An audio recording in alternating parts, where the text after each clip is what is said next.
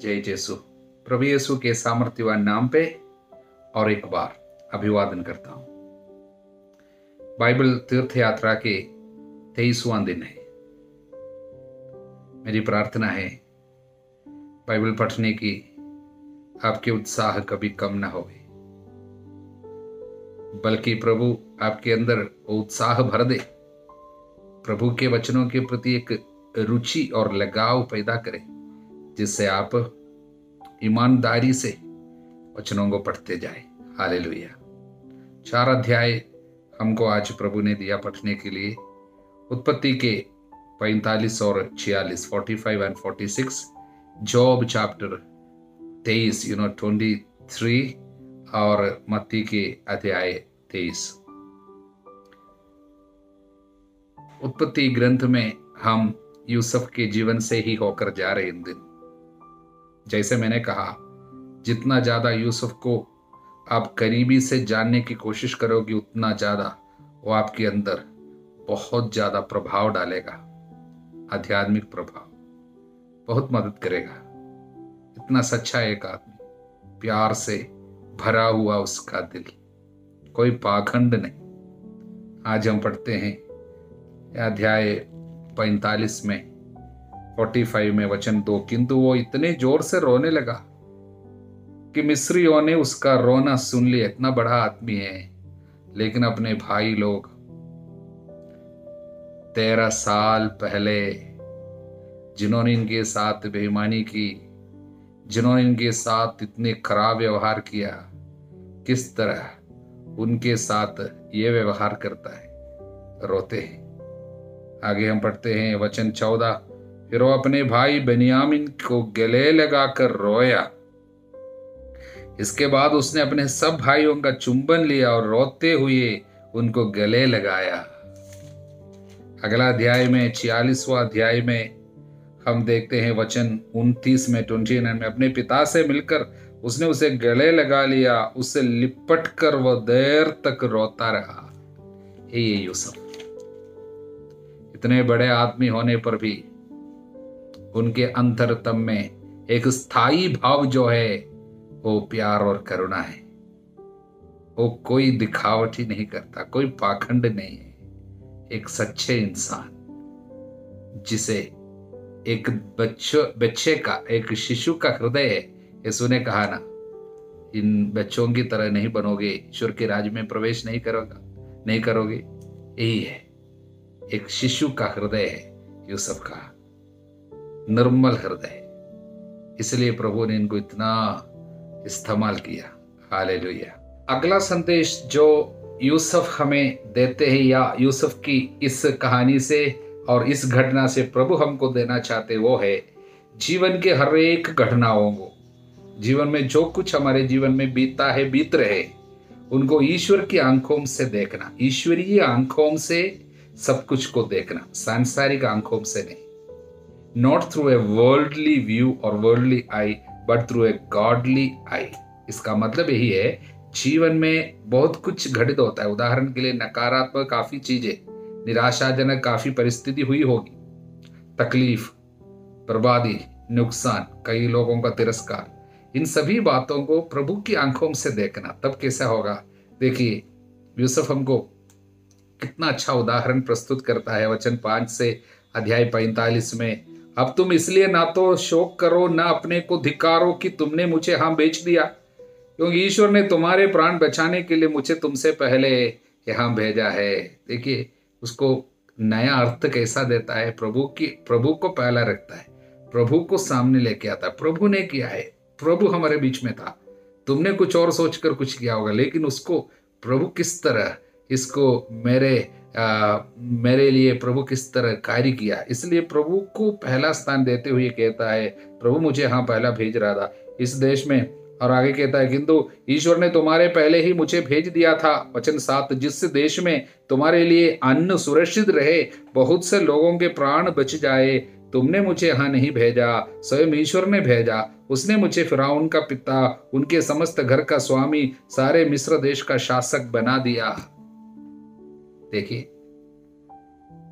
अगर ये आध्यात्मिक दृष्टि, जिसे हम कहता है स्पिरिचुअल इनर विजन, अगर ये नहीं मिलेगा, हम दिल में चोट हमेशा रखते रहेंगे, क्रोध बनाए रखेंगे, बदले की भावना रखेंगे और हमेशा हम उदास रहेंगे, निराश रहेंगे। लेकिन जब प्रभु की आंखों से जब घटनाओं को देखा, कोई चोट नहीं है, बल्कि केवल क्षमा है, प्यार है।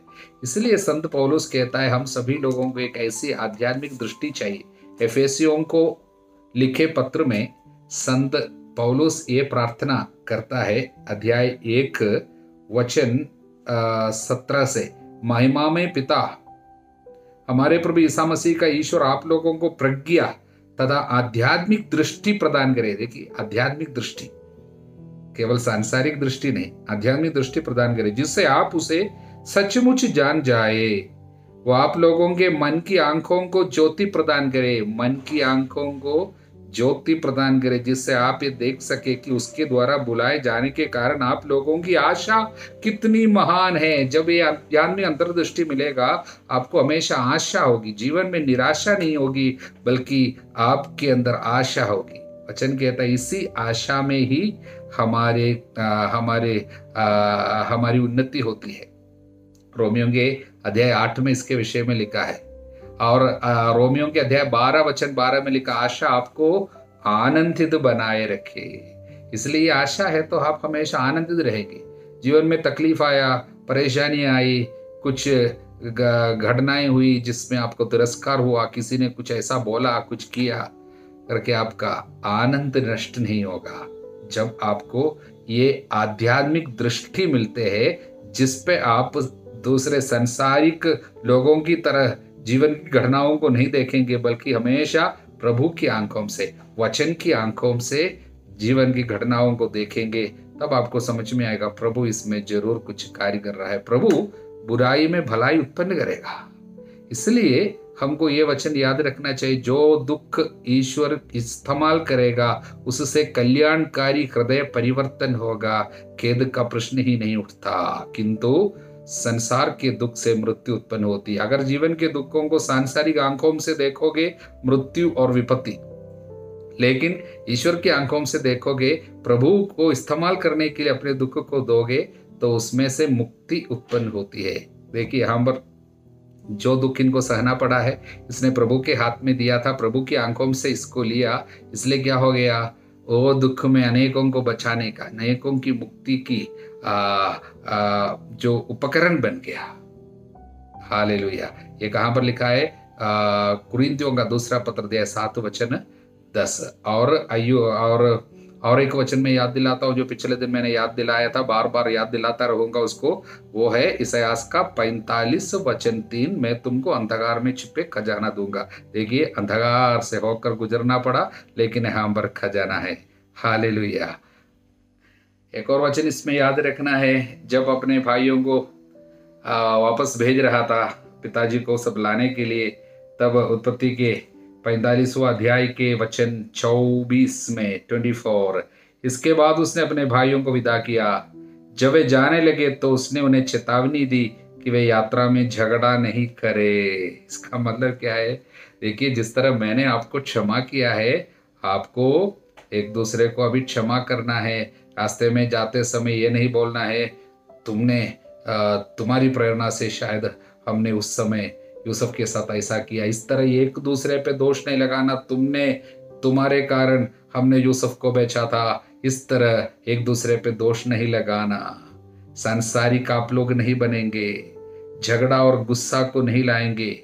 इसलिए वचन हमें याद आनी चाहिए। याकूब के अध्याय 1 में वचन 20 में है, मनुष्य का क्रोध ईश्वर के धार्मिकता में मदद नहीं करेगा। ईश्वर जो कार्य करना चाहता है, प्रभु हमारे जीवन में जो कार्य करना चाहता है, उसमें मनुष्य का गुस्सा मदद नहीं करेगा, रोकेगा। इसलिए जहां पर क्रोध है, गुस्सा है, वहां पर ईश्वर का कार्य नहीं है। इसलिए यूसुफ के जीवन में कार्य प्रभु ने क्यों किया? क्रोध बनाए नहीं रखा, गुस्सा मन में बिल्कुल नहीं रखा, इसलिए प्रभु ने कार्य किया। वही बात अपने शिष्यों, अपने भाइयों को याद दिलाते हैं, आप लोग बीच में अभी क्रोध या गुस्सा बनाए नहीं रखना। हालेलुया। अब हम अय्यूब के अध्याय 23 में आते हैं। वहां पर अय्यूब हमें बताते हैं वचन 8 से, मैं जब पूर्व की ओर जाता हूं तो वहां पर प्रभु नहीं मिलता, पश्चिम की ओर देखता हूं वहां भी दिखाई नहीं देता, मैं उसे उत्तर में खोजता किंतु उसे वहीं नहीं देखता, मैं लौटकर उसे दक्षिण में ढूंढता किंतु वो नहीं मिलता। मतलब क्या है, मेरे जीवन में प्रभु दिखाई नहीं देता, उत्तर नहीं मिलता, मैं उसे ढूंढता हूं, मेरे परेशानी में, मेरी विपत्ति में, मेरे संकट में, मेरी बीमारी में मैं उसे ढूंढता हूं, वो दिखाई नहीं देता, उत्तर नहीं देता। किंतु अगला वचन 10, फिर भी वो मेरा आचरण जानता है। मतलब मैं उसे नहीं देखता हूं पर वो मुझे जानता है, देखता है।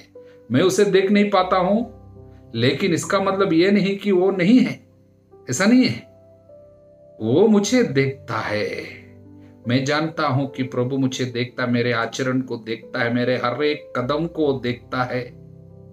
भले ही मैं उसे देखने में असमर्थ हो गया, जीवन की परेशानियों के बीच में वो मुझे दिखाई नहीं देता, इसका मतलब ये नहीं कि ईश्वर मुझे छोड़ दिया, वो मुझे देखता है। इसलिए मैं उसके पद चिन्हों में चलता रहूंगा, मैं उसके मार्ग से नहीं भटकूंगा, उसकी आज्ञाओं के पालन से मैं विचलित नहीं होऊंगा, मैं उसके वचनों को अपने हृदय में संचित रखूंगा। कितना सुंदर बात है, मैं वचनों को दिल में रखूंगा क्योंकि प्रभु मुझे देखता है। इसलिए मैं उनकी आज्ञाओं को तोड़कर उसको दुख नहीं दूंगा। भले ही वो मुझे उत्तर नहीं देता है, वो मुझको देखता रहता है। ये विश्वास का प्रकटन है, अपने भरोसे को वो घोषणा करता है, घोषित करता है। इसलिए प्रियजनों, प्रभु हमसे ये चाहते हैं, भले ही जीवन में अक्सर ऐसी घटनाएं होगी, ऐसा समय आएगा जब शायद हमको लगेगा प्रभु हमको उत्तर नहीं देता है, लेकिन प्रभु हमको जरूर देखता है। इसलिए हमको उनके वचनों को दिल में संजोए रखना है, तब हम अंधकार से डरेंगे नहीं, क्योंकि अंधकार भी हमारे लिए प्रकाश जैसा बनेगा जब वचन को अंतरतम में हम संचोए रखेंगे। हालेलुया। प्रियजनों, मत्ती के सुसमाचार के 23वां अध्याय में एक विशेष और एक गंभीर संदेश प्रभु हमें देना चाहते हैं। देखिए, प्रभु ईसा मसीहा ईश्वर के रूप को हम पर प्रकट किया। ईश्वर का रूप कैसा है? दया का सागर, पापियों के पीछे पीछे जाता, दंड देने के लिए नहीं था, गले लगाकर वापस लेके आने के लिए। प्रभु का रूप दया का सागर का रूप है, दया सागर है। हमेशा दया का शब्द बोलते हैं, सभी लोगों को वापस बुलाते हैं, मानो उनके हृदय में सबों के लिए जगह है। लेकिन ऐसा प्रभु जब भी एक विशेष प्रकार के लोग करीब है, पास में है, बहुत कठोर शब्द मुंह से निकाला है। ढोंगी, पाखंडी, सांबो, करैतों के बच्चों, नरक के दंड से कैसे बचोगे? इस तरह का शब्द प्रभु ने इन लोगों के लिए इस्तेमाल किया। किन लोग हैं? शास्त्री और फारिसी लोग। उनका पाप का नाम क्या है जिसके वास्ते प्रभु इस तरह का घोर कठोर दंड का शब्द यहां पर 7 बार प्रभु कहता, धिक्कार तुझे, धिक्कार। इस अध्याय में इनका पाप का नाम क्या है? पाखंड, हिपोक्रेसी, दिखावा। प्रभु कहता है लोगों का ध्यान आकर्षित करने के लिए सब कुछ करता है। या वचन 5, वे हर काम लोगों का ध्यान आकर्षित करने के लिए ही करते हैं। इनका हृदय मुझसे दूर है और जुबान से मेरी स्तुति आराधना करते हैं, प्रभु की आराधना करते हैं, लेकिन हृदय दूर है। कौन सा पाप है जो श्राप को बुलावा लाता है? वो पाप का नाम है दिखावा, यानी पाखंड। दिल में कुछ, मुंह में और कुछ। दिखाता है बहुत अच्छा हूं मैं, कोई प्रॉब्लम नहीं है, लेकिन अंतरतम में पाप को पूरा छिपाता है।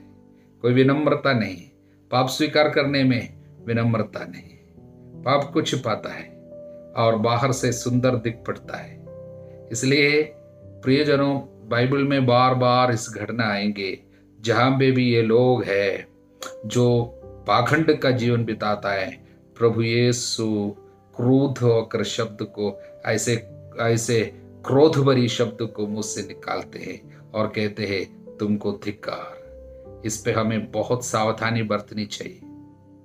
प्रियजनों, जब भी इस तरह के कोई एटीट्यूड या कोई स्वभाव हमारे अंदर आ जाते हैं, वो प्रभु के दिल से हमको बाहर कर देते हैं। इसलिए मत्ती के 15वां अध्याय में हम पढ़ते हैं, उन्हें रहने दो। ऐसे लोगों के बारे में प्रभु कहता है उन्हें छोड़ दो, मतलब वो बचना मुश्किल है।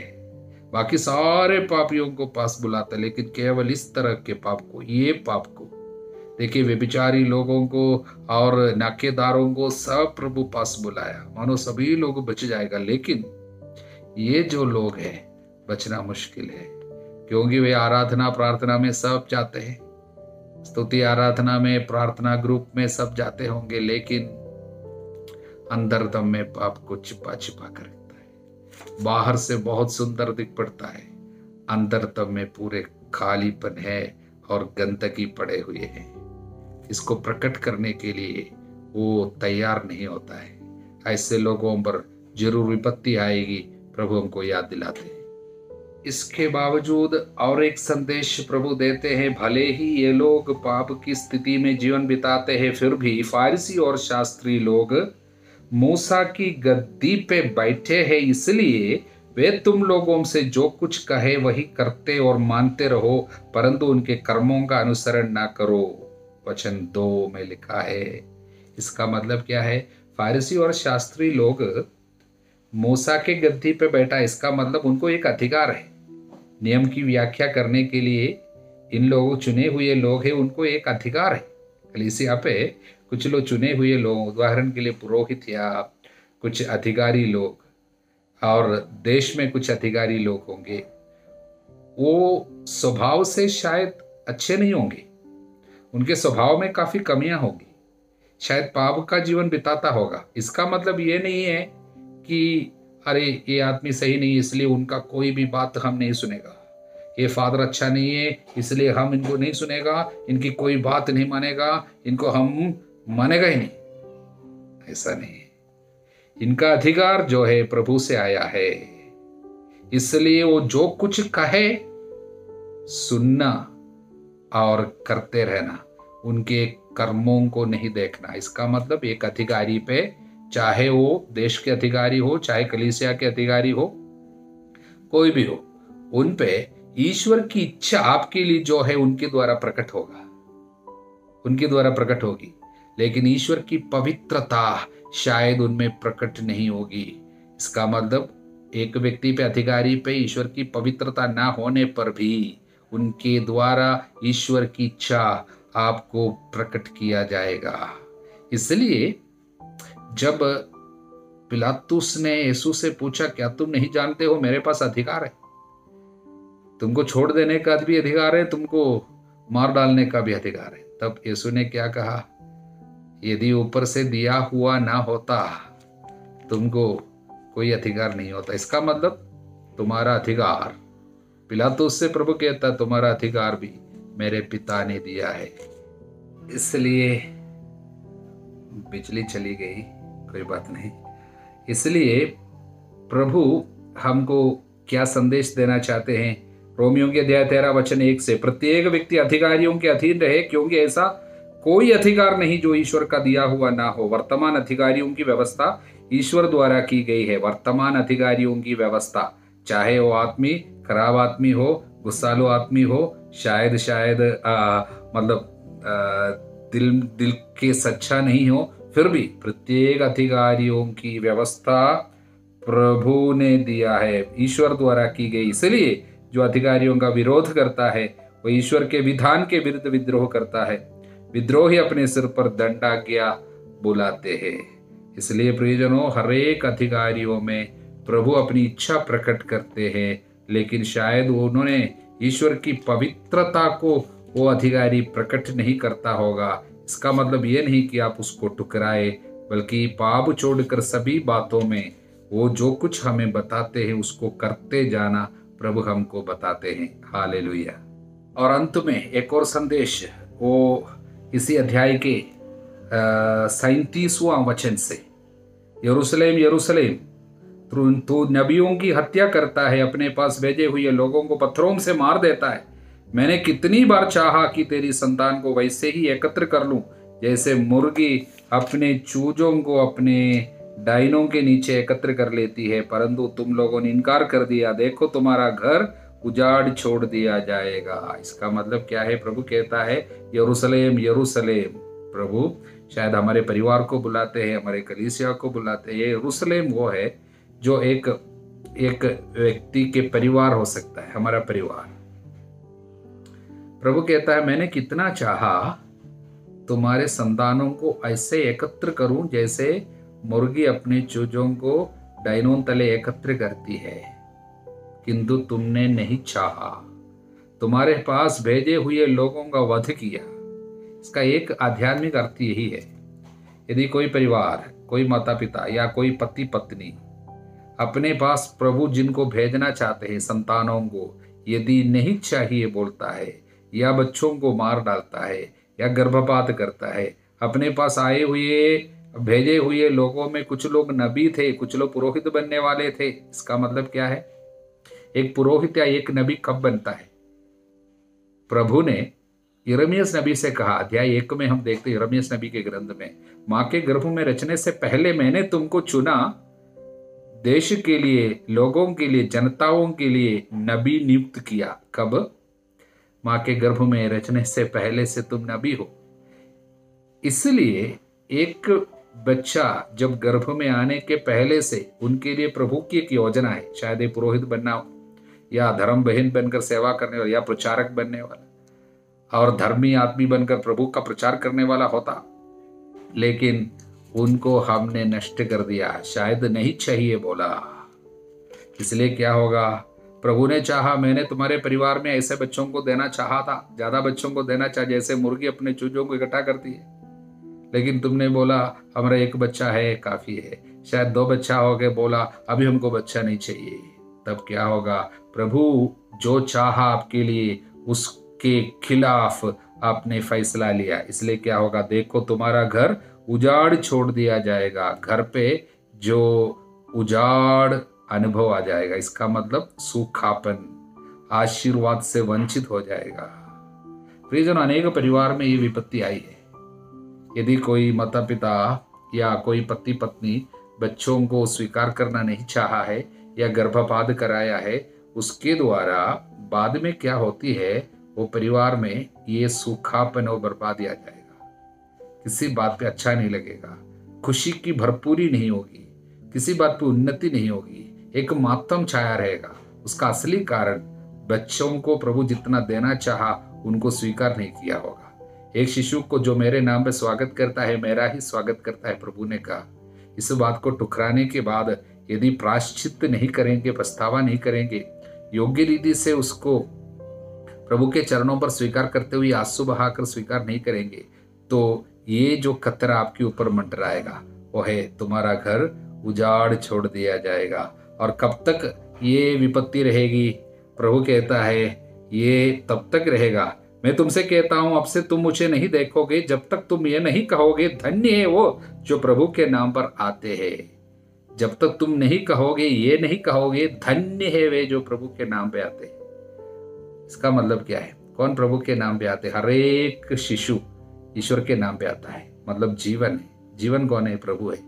इसलिए हर बच्चे जो धरती पे आता है, इसलिए प्रभु ने कहा एक शिशु को मेरे नाम पे स्वागत करेगा, मेरा ही स्वागत करता है। इसलिए हर एक शिशु जो परिवार पे आता है प्रभु के नाम पे आता है। इसलिए आपको बोलना पड़ेगा धन्य है वे जो प्रभु के नाम पे आता है। इसका मतलब बच्चा होना अच्छा है, स्वीकार करना होगा, बच्चों का स्वागत करना होगा। इसको हम लोग प्रो लाइफ एटीट्यूड बोलते हैं, मतलब एक ऐसा एटीट्यूड, एक ऐसा स्वभाव, बच्चों का स्वागत, जीवन का स्वागत, जीवन के खिलाफ में नहीं रहना, जीवन के पक्ष में रहना। प्रभु आपको आशीर्वाद है। जितना वचन आपने सुना, ये वचन आपके आध्यात्मिक अंतर्दृष्टि को प्रोज्वलित करे, जिसके द्वारा एक ऐसी आशा हमेशा हमारे हृदय में रहे, निराशा में हम लोग ना फंसे। हमारे प्रभु यीशु मसीह की कृपा, ईश्वर का प्रेम, पवित्र आत्मा का साहचर्य आप सभी लोगों के साथ बनी रहे अब सदा सर्वदा अनंत काल तक। आमीन। जय जसु।